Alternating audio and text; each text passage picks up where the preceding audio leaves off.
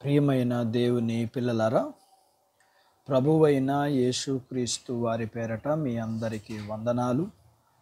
ప్రభువు పేరట మీ అందరికీ శుభములు, దీవెనలు కలుగునుగాక.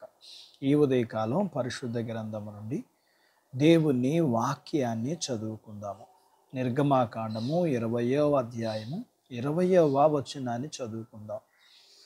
మిమ్మును రక్షించుటకు మీ పాపము చేయకుండానట్లు ఆయన భయము మీకు కలుగునట్లు దేవుడు ఏం చేసనని ప్రజలతో చెప్పాను. దేవుడు తన మాటలు మనందరి కొరకు దీవించునుగాక. ఆమెన్.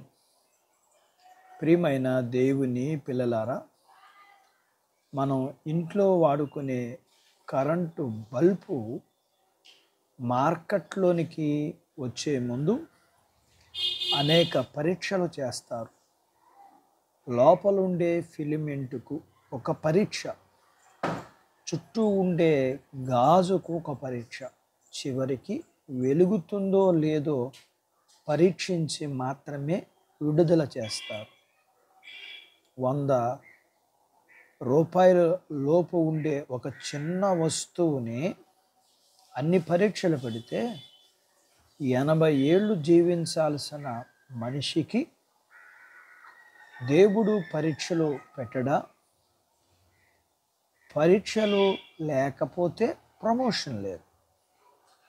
మన సామర్థ్యాన్ని నిరూపించేది పరీక్ష. పరీక్షింపబడిన తర్వాత వచ్చే ఫలితాన్ని బట్టి మన స్థాయి నిరూపించబడుతుంది. అప్పటి వరకు మన స్థాయి కూడా మనకు తెలియదు. ఈ లోకంలో మన సామర్థ్యం ఏమిటో అవతల వాళ్ళు తెలుసుకోవడానికి పరీక్షింపబడతాం. అయితే మన సామర్థ్యం స్థాయి ఏమిటో దేవునికి తెలిసి కూడా ఎందుకు పరీక్ష పెడతాడు? యోబు, అబ్రహాము, దావీదు లా సామర్థ్యం ఏమిటో దేవునికి తెలియకుండానే పరీక్ష పెట్టాడా? అంటే దేవునికి తెలుసు. మన సామర్థ్యం ఏమిటో మనకు తెలియదు. మనం చాలా భక్తిపరులుగా, చాలా గొప్ప విశ్వాసులు అనుకుంటాం.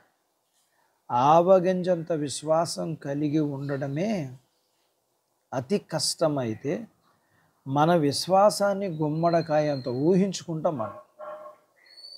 ఒక్కొక్కసారి అది చాలా ప్రమాదకరమైనది. మన భక్తి, విశ్వాసం, సామర్థ్యం ఏమిటో తెలుసుకోవాలి. దేవుడు పరీక్షలు పెడతాడు. పరీక్షలు ఎప్పుడూ చాలా కష్టంగా, కఠినంగానే ఉంటాయి. అయితే వాటిని ఎదుర్కోవడానికి సిద్ధంగా ఉన్నవారికి ఏమాత్రం కష్టం అనిపించవు. మనకు మేలు జరిగినప్పుడు మనం దేవుని పట్ల చూపించే ప్రేమ, విశ్వాసం, భయభక్తులు నిజమైనవి కావు. మనకు శ్రమలు ఎదురైనప్పుడు దేవుడు మనల్ని పరీక్షిస్తున్నాడని సంతోషించాలి తప్ప బాధపడకూడదు. దేవుడు తన బిడ్డలను పరీక్షిస్తాడు. ఒకవేళ దేవుని బిడ్డగా జీవించాలంటే దేవుడు నిన్ను పరీక్షించాలని కోరుకో. దేవుడు తనను పరీక్షించాలని, పరిశోధించాలని దేవుడు దావీదు కోరుకుంటున్నాడు. దేవుడు పట్టే పరీక్షలు సంతోషంగా ఎదుర్కోవాలి.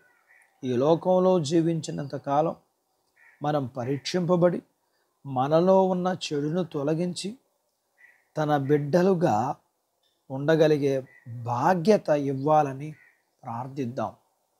అట్టి బాధ్యత దేవుడు మనకు దయచేయునుగాక. ఆమెన్. దేవుడు తన మాటలు మన కొరకు దీవించునుగాక. ఆమెన్. ప్రార్థించుకుందాము. నాతో పాటు ఏకీభవించండి. మమ్ములను మిక్కిలిగా ప్రేమించిన మా ప్రియ పరలోకపు తండ్రి, మీ పరిశుద్ధ నామమును బట్టి మీకు వందనాలు చెల్లిస్తూ ఈ ఉదయకాలం మీ పాదాల దగ్గర మీ లేఖనాన్ని మేము నేర్చుకోవడానికి, మీ లేఖనములోని సత్యము మేము అర్థం చేసుకోగలగటానికి, అవును మా జీవితంలో మేము పరీక్షలనే కష్టాల దగ్గర మేము మీకు వ్యతిరేకలుగా మిమ్మను అపార్థం చేసుకునేవారిగా, మీకు విరోధులుగా, మిమ్మను మీద సనిగేవారిగా ఉండబడిన మమ్మల్ని క్షమించండి. మీరు మమ్మల్ని పరిశోధించినప్పుడు మా స్థితి మాకు అర్థమవుతుంది.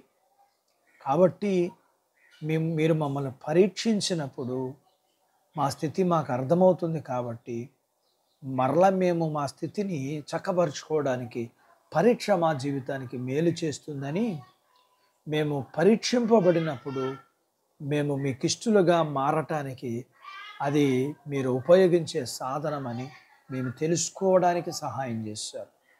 పరీక్షలలో మిమ్మల్ని స్తుతించి సంతోషించగలిగిన హృదయాలు మాకు ఇవ్వండి. మీరు పరీక్షించినప్పుడు వారు గెలవగలిగారు. మీ పిల్లలు మేము కూడా గెలవగలగటానికి సహాయం చేయండి. మీ పిల్లల్ని దీవించండి. చిన్నబిడ్డలను, యవనస్తులను, వృద్ధులను, స్త్రీలను, పురుషులను దీవించండి. చిన్నబిడ్డలు, యవనస్తులు చదువుల్లో, ఆరోగ్యాల్లో సహాయం చేయండి. ఉద్యోగ ప్రయత్నాల్లో విజయాన్ని ఇవ్వండి. ఉద్యోగాలలో ప్రమోషన్స్ ఇవ్వండి. చేతి పనులు, వ్యాపారాలు, పొలాలు, పశువుల్ని దీవించండి. అలాగే ప్రభువా మీకు వందనాలు చెల్లిస్తున్నాము. మీరు జ్ఞాపకం చేసుకోనండి. ప్రియుడా మీకు వందనాలు. మీ పిల్లల వివాహాలు విషయాల్లో సహాయం చేయండి. ఉద్యోగ ప్రయత్నాల్లో విజయాన్ని ఇవ్వండి. గర్భఫలం లేని వారికి గర్భఫలాలు ఇవ్వండి. గర్భం కలిగిన వారికి సుఖమైన ప్రసూతి ఇవ్వండి. ప్రసూతి అయిన తల్లి పిల్లలకు ఆరోగ్యాలు ఇవ్వండి. మీ పిల్లల అవసరాలు, సమస్యలు, బలహీనతలు, రుణాలు తీర్చండి. మీ పిల్లలను దీవించండి. మీరు సిద్ధపరిచిన పరలోకపు భూ సంబంధమైన దీవెనలకు పాత్రులు చేయమని యేసు ప్రభు వారి పేరట స్తుతించి ప్రార్థించి అడిగినవన్నీ పొందుకొని ఉన్నాము తండ్రి. ఆమెన్. దేవుడు మిమ్మల్ని దీవించునుగాక. ఆమెన్.